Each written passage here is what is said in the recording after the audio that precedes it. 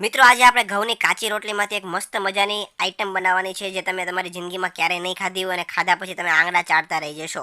તો મિત્રો એના માટે તમારે શું કરવાનું છે, જે કાચી રોટલી આપણે બનાવતા હોય લોટમાંથી તમારે બનાવી લેવાની છે વ્યવસ્થિત, ને ત્યારબાદ તેની ઉપર તમારે રોટલી બની જાય ત્યારબાદ તમારે થોડું તેલ તેના વચ્ચે તમારે ઉમેરવાનું છે.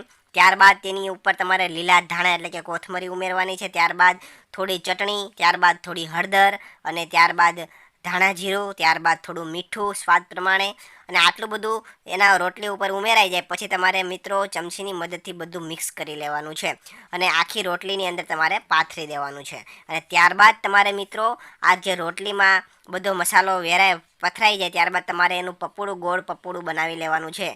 ગોળ ગોળ પપોડું બની જાય ત્યારબાદ તમારે મિત્રો ચાકાની મદદથી તમારે વ્યવસ્થિત કટિંગ કરી લેવાનું છે. આમ ગોળ ચકેડા આપણે કરતા હોય એવી રીતના તમારે ચકેડા થાય એવી રીતના તમારે કટિંગ કરી લેવાનું છે. અને ત્યારબાદ મિત્રો પૂરીની જેમ તમારે એને વણી લેવાના છે. તમે આપણે જે પૂરી વણતા હોય ગોળિયામાંથી એવી રીતના તમારે આ જે ગોળિયા હોય કટિંગ કરેલા એને તમારે પૂરીની જેમ વણી લેવાના છે. હવે મિત્રો આપણે વિડીયોની અંદર આગળ વધીએ એની પહેલાં તમારું નામ અને તમારા ગામનું નામ કોમેન્ટ કરીને જણાવી દેજો, જેથી કરીને અમે તમને સ્પેશિયલ થેન્ક્સ કહી શકીએ. તો મિત્રો લાસ્ટ વિડીયોનું સ્પેશિયલ થેન્ક્સ હમીદભાઈ ચૌહાણને ઓમાનથી, શશિકાંતભાઈ પટેલને જામનગરથી, બીજલ શાહને ન્યૂઝીલેન્ડથી, ઘનશ્યામભાઈ દવેને ચેન્નઈથી, મધુબેનને ખંભાતથી, નરેશભાઈ નાઈને પાદરાથી, વસરામભાઈ જોશીને સુરાણાથી, કરમણભાઈ ચાવડાને ગાંધીધામથી, કિશોરભાઈ ગજેરાને સોમનાથથી અને ઋત્વિકભાઈ આહિરને દાત્રાનાથી જાય છે.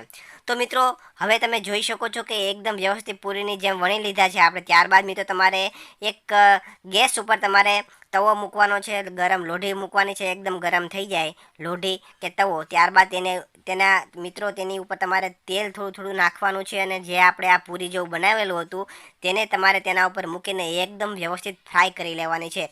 બંને સાઈડ તમારે વ્યવસ્થિત તેલની ઉપર રાખીને થોડું થોડું તેલ ઉમેરતું જવાનું છે અને વ્યવસ્થિત તમારે શેકી લેવાની છે.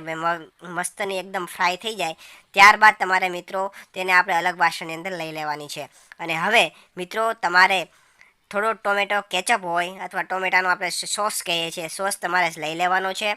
અને હવે તમે મિત્રો જોઈ શકો છો આજે આપણે પૂરી જેવું બનાવેલું છે એ, અને સાથે ટમેટાનો કેચઅપ તમે ખાશો એટલે તમને બહુ જ મજા આવશે.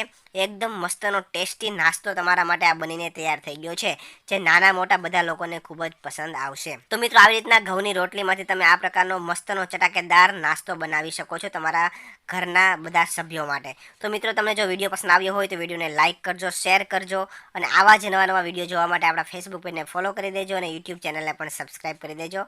ધન્યવાદ.